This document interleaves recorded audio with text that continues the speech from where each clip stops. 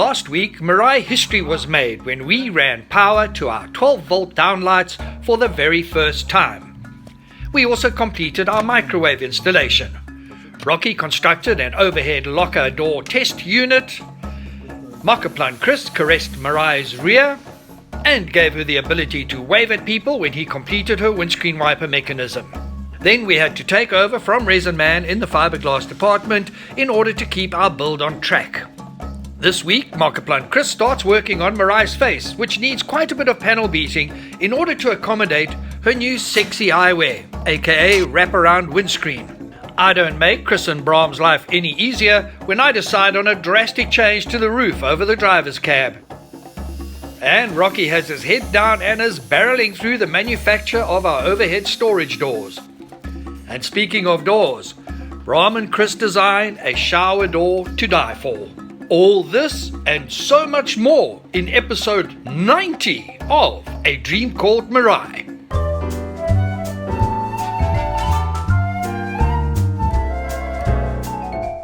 It is a new week, it is a new day.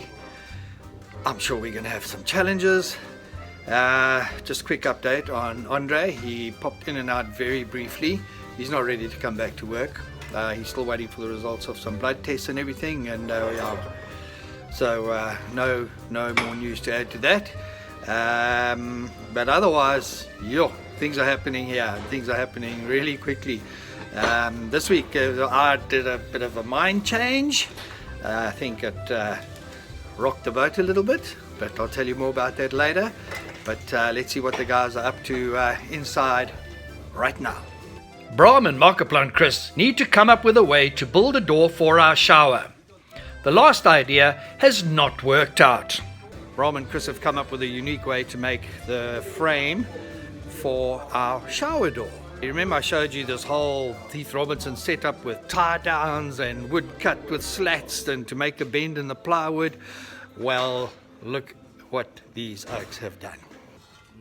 The guys took two old rims and used them as a bending brace to get the desired curve on some aluminium supports that will make up the shape of our shower door.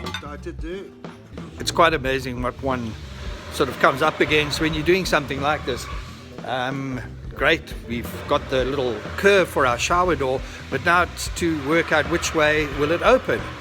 And what we didn't take into account was the slope of the roof. So we actually need to have a gap at the top of the door, which is not a bad thing over the ablutions because of moisture inside there. It did not take the two East Coast scratch and dent gurus long to find a solution. They then set about creating what I can only describe as ablution art.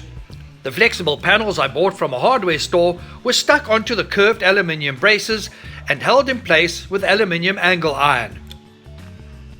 As soon as the glue had set, it was time to do a test fitting. I liked what I saw so much that I decided to give the guys more work. This is the result of many hours hard work, and it looks absolutely stunning. I mean, it's turned out better than any of us could have hoped for. The challenge now is I want to do a similar door on the opposite side, but we can't go as big a bend as this because then it'll be a problem with how far the door opens. So the guys are going to get 3 more of those bends made, and we'll do a less of a curve. But we put this one there and it looks good, so that's the way we're going to go. But this is fantastic. It really is a very classy look. And what is really great is the weight of these doors. They are super light.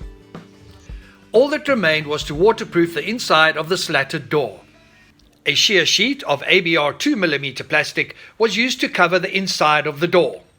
So much went into the design and build of these doors, and it is all worth it. If you go online and try and find a door for a motorhome or an RV, you end up having to mortgage your house to be able to afford some of those doors. What Brahm and Chris have made here is absolutely unique, and it looks styling, really looks styling. So if you want, you can, you know where to contact, you know where to place your orders. You go mad, because that you want to have in a motorhome. That is top quality product. I had given the guys more work by wanting my cupboard door to look the same as the shower door. I did not stop there. There were a few more changes lining up. For some time now, I have been worried about that little transition between the windscreen and the roof, and like really worried. So I think I've just given Bram a few grey hairs, because when I was driving here, I had the usual taxi sitting on my backside so close I could see how many teeth Oak had and which ones had fillings and which ones not. When I'd counted all the fillings, I looked at the roof of the Quantum for above the windscreen and where it blends in, and it's actually quite lacquer. So I thought, well, maybe we should go for that look on Meraai. So now what will happen is you'll have the windscreen and then it'll come at a slope all the way to there almost. So it will be a gradual, almost like that. This is definitely a change for the better and will have a huge impact on the vehicle's aesthetics and aerodynamics. Chris is using the old support frame to build a new frame with the shape we are looking for. Chris also needs to work on the area above the front doors and reinforce the framework. He cut away a lot of old steel and is replacing it. This all forms part of the roof superstructure up front. With the ongoing changes to the front, we need to keep checking our windscreen fitting. Markeplant Chris has built an entirely new frame and needs to ensure everything is correct to the millimeter. If it is out, our glass could crack, and that would mean I would crack. So cracking is not an option. What is an option is another mind change. From the outset, we decided to go with this PVC edging all the way around in the inside of the vehicle. Spent a lot of time cutting it, having it cut, sticking it on, and it's stuck on here like this is like fuss. It's very fuss, you know. To get it off is going to be a mission. However, since that shower door was put in, I think we need to go with this aluminium stripping. This will entail removing all the PVC edging that had already been stuck into place on most of the overhead storage framework. Rocky did not waste any time and in 2 shakes of a lamb's tail had removed all the plastic and started cutting the aluminium strips to size. Harry, looks much better, eh? Yeah. I have been learning so much as this build has progressed and have decided that we must rather make changes than live with decisions we may regret at a later stage. Our man Rocky was upping his tempo to match my bevy of mind changes. Rocky's really climbing in to all these overhead lockers. So the rear section here, all the doors are in, and he's busy now putting our aluminium strip, which is replacing that plastic. The plastic is gone and it looks much better. It just gives it a classy look. Right decision. Our rear doors are all in place and will soon be ready for the colouring process I decided on last week. That is, if I don't change my mind again. In the still silent fiberglassing area, the mould for our side fairing has been completed and now needs to be removed from the wooden template. And here we have our mould for our side paneling. The guys put 2 more layers of fiberglass on here, neatened up the edges, poured some water in there, left it overnight, and then popped it out this morning. And we need to make 3 product of this, and that will be the fairing that runs all the way down both sides of the vehicle. So yeah, our man Reserman Andre is still not at his post. We don't know when he will be back, but we have to carry on, and we're making do, and things are actually moving along quite nicely. So yeah, a good effort all round. Inside Mirai, I have a real kopkrapper, a head scratcher, in working out a way to stop our cupboard doors from opening all the way to the ceiling.